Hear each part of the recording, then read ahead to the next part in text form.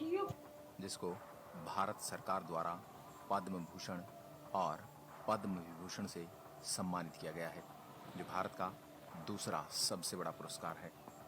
बात करेंगे उस इंसान की जो अपने प्रॉफिट का 66% हिस्सा चैरिटी में दान कर देता है और देश पर आई कोरोना जैसी मुसीबत के समय सबसे बड़ा 1500 करोड़ का दान दे देता है। जी हाँ दोस्तों, आज हम रतन टाटा जी की जीवन पर बात करेंगे। उसके लिए वीडियो के आखिरी तक बने रहिए। रतन टाटा का जन्म 28 दिसंबर 1937 में मुंबई के एक फारसी परिवार में हुआ। 1948 में जब रतन टाटा 10 साल के थे तब उनके माता पिता का डिवोर्स हो गया, जिसके कारण रतन टाटा को उनकी दादी माँ ने संभाला। आगे की पढ़ाई के लिए वो अमेरिका की कॉर्नेल यूनिवर्सिटी में एडमिशन ले गए। रतन टाटा शर्मीले किस्म के थे और समाज की झूठी चमक में विश्वास नहीं रखते थे। अपने टाटा नाम को भूलकर खुद के दम पर रतन टाटा ने अमेरिका में एजुकेशन खत्म होने तक होटल में बर्तन मांजने से लेकर कारपेंटर तक कई छोटे मोटे काम किए। 1959 में उन्हें बैचलर ऑफ आर्किटेक्ट की डिग्री हासिल हुई।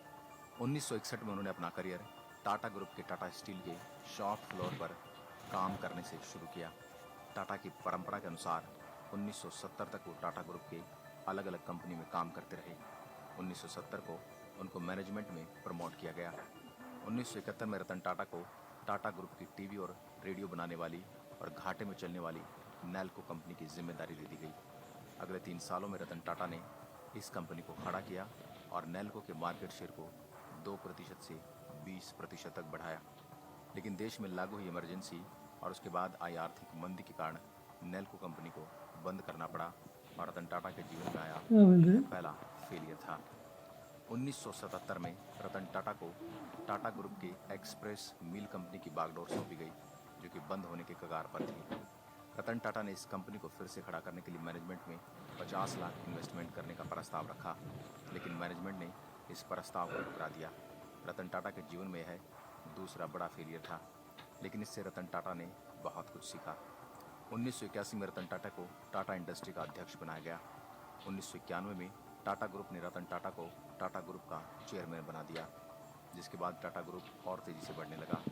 टाटा पहले से ही कमर्शियल और पैसेंजर व्हीकल बनाती थी, पर कार का सपना पूरा करने के लिए रतन टाटा ने 30 दिसंबर 1998 में पूरी तरह से इंडिया में बनी लग्जरी कार इंडिका लॉन्च की।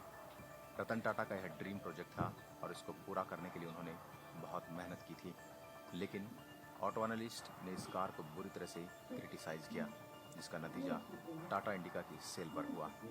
टाटा इंडिका को मार्केट से अच्छा रिस्पांस नहीं मिला और 1 साल के अंदर टाटा इंडिका फ्लॉप हो गई, जिससे टाटा मोटर्स को बहुत नुकसान हुआ।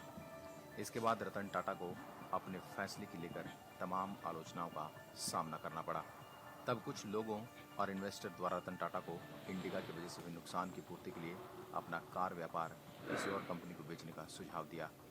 फोर्ड कंपनी के साथ रतन टाटा और उनकी साझेदार की मीटिंग करीब 3 घंटे तक चली। फोर्ड कंपनी के चेयरमैन का रतन टाटा के साथ व्यवहार रूखा था। बातों बातों में बिल फोर्ड ने रतन टाटा से कहा, अगर तुम्हें कार बनानी आती नहीं थी तो तुमने इस बिजनेस में इतने पैसे क्यों डाले? इस कंपनी को खरीद कर हम तुम पर बहुत बड़ा एहसान कर रहे हैं। यह बात रतन टाटा को दिल पर लगी। वो रातों रात अपने पार्टनर के साथ मील छोड़कर गए। वो मीटिंग में हुई बात के बारे में अपमानित सा हो रहे थे।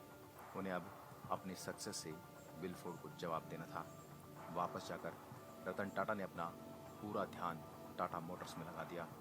सालों तक रिसर्च की और अपनी पूरी जान लगाकर इंडिका का नया वर्जन इंडिका V2 लॉन्च किया। इतने झटके खाने के बाद रतन टाटा का काम एक अच्छी खासी लय में आगे बढ़ने लगा और बेहद मुनाफे का व्यवसाय साबित हुआ। वहीं दूसरी तरफ फोर्ड कंपनी अपने लैंड रोवर की वजह से घाटा झेल रही थी और 2008 के आते आते दिवालिया होने के कगार पर। उस समय रतन टाटा ने उनकी लग्जरी कार और लैंड रोवर खरीदने का प्रस्ताव रखा, जिसे बिल फोर्ड ने खुशी खुशी स्वीकार किया। बिल फोर्ड उसी तरह अपने साझेदारों के साथ टाटा कंपनी के मुख्यालय पर पहुंचे और कभी रतन टाटा बिल फोर्ड से मिलने उनके मुख्यालय पर गए थे। रतन टाटा ने जगुआर और लैंड रोवर $2.3 बिलियन में फोर्ड कंपनी से खरीदा। इस बार भी बिल फोर्ड ने वही बात दोहराई जो पिछली मीटिंग में रतन टाटा से कही गई थी। इस बार बात थोड़ी पॉजिटिव थी। बिल फोर्ड ने रतन टाटा से कहा, आप हमारी कंपनी खरीद कर हम पर बहुत बड़ा एहसान कर रहे हैं। आज जगुआर और लैंड रोवर टाटा समूह का हिस्सा हैं और बाजार में बेहद मुनाफे के साथ आगे बढ़ रही हैं। रतन टाटा अगर चाहते तो बिल फोर्ड को उसी मीटिंग में करारा जवाब दे सकते थे, लेकिन रतन टाटा अपनी सफलता के नशे में चूर नहीं थे। यह वह गुण है जो एक सफल व्यक्ति और महान इंसान को दर्शाता है। जगुआर और लैंड रोवर की तरह रतन टाटा ने कई कंपनियों को खरीदा। सन 2000 में टाटा ने कनाडा की टेटली कंपनी को खरीदा। किसी भी इंडियन कंपनी की फॉरेन कंपनी को टेक ओवर करने वाली यह सबसे बड़ी डील रही। 2004 में साउथ कोरिया की देवू कमर्शियल व्हीकल को रतन टाटा ने खरीदा। इसका नाम बाद में टाटा देवू कमर्शियल रखा गया। 2007 में टाटा ने लंदन की कॉर्स ग्रुप को खरीदा, जो एक स्टील कंपनी थी, जिसका नाम बाद में टाटा स्टील ग्रुप रखा गया। 2008 में स्कूटर पर घूमने वाले मिडिल क्लास लोगों का खुद का कार होने का सपना पूरा करने के लिए रतन टाटा ने नैनो कार बनाई। शुरू में इस कार को अच्छा रिस्पांस मिला, लेकिन बाद में एक चीप कार ऐसी इसकी इमेज बनी जिसे टाटा नैनो फ्लॉप हो गई। इंटरनेट की पावर को जानते हुए रतन टाटा ने ऑनलाइन पोर्टल्स में काम किया, जैसे पेटीएम, जियोमी, स्नैपडील, कैश करो, कार देखो, ब्लू स्टोन इत्यादि। 28 दिसंबर 2012 को 75 साल की उम्र में रतन टाटा ने टाटा ग्रुप के चेयरमैन ग्रुप से इस्तीफा दे दिया। रतन टाटा आजीवन कुंवारे रहे। उन्हें किताबों और जानवरों से ज़्यादा लगाव है और वो उनके 2 कुत्तों के साथ पुलावा के एक फ्लैट में रहते हैं। टाटा ग्रुप की परंपरा की तरह रतन टाटा ने नीति और मूल्य को पालते हुए अपने 21 साल के करियर में टाटा कंपनी का रेवेन्यू 40 गुना और प्रॉफिट 50 गुना बढ़ाया।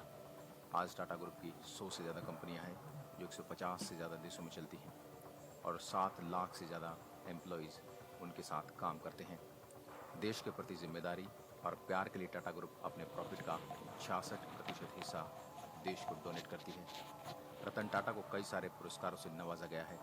रतन टाटा को 2000 में पद्म भूषण और 2008 में पद्म विभूषण से सम्मानित किया गया, जो भारत का दूसरा सबसे बड़ा पुरस्कार है। दोस्तों, ये थी अपने देश के महान उद्योगपति रतन टाटा के जीवन की कहानी। रतन टाटा के जीवन की कौन सी बात आपको सबसे अच्छी लगी, यह हमें कमेंट करके ज़रूर बताएं और इस महान व्यक्ति के बारे में सबको बताएं। धन्यवाद। जय हिंद, जय भारत।